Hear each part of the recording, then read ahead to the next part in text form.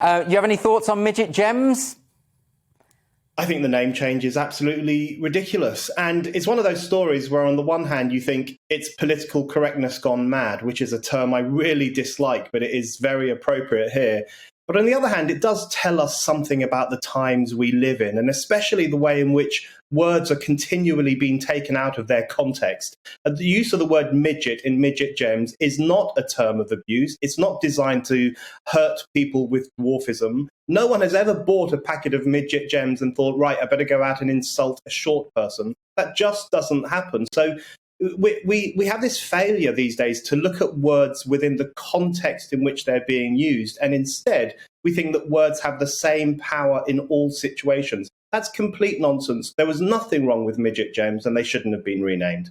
Isn't that fascinating? I mean, you're suggesting there that people are not incited to acts of bigotry by sweets and confectionery. I don't think it's a fair point. And this is happening all the time, isn't it? This idea that a lot of activists invest language with so much power that it's completely devoid of context. Context doesn't matter whatsoever. It's a word that, I mean, to give you an example, To Kill a Mockingbird has been removed from various schools and various libraries because of its use of racial slurs.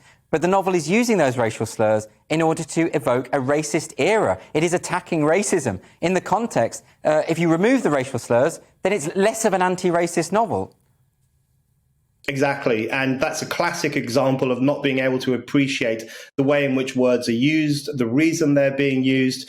And, you know, the N word, for example, which is used in To Kill a Mockingbird, if you saw someone shouting that in the street at a person of color, you would be horrified. You would intervene. You would do something about it. That would be a really despicable act. But if you read it in Harper Lee's classic novel, which is an anti-racist novel, it has a completely different feeling and a completely different meaning. And political correctness always forces us to erase the differences between use of language and to see them as the same in all situations. But, you know, with Midget Gems, you think to yourself, what is next? You know, ginger nuts, blackjacks, the sweets blackjacks, I don't know if they still exist.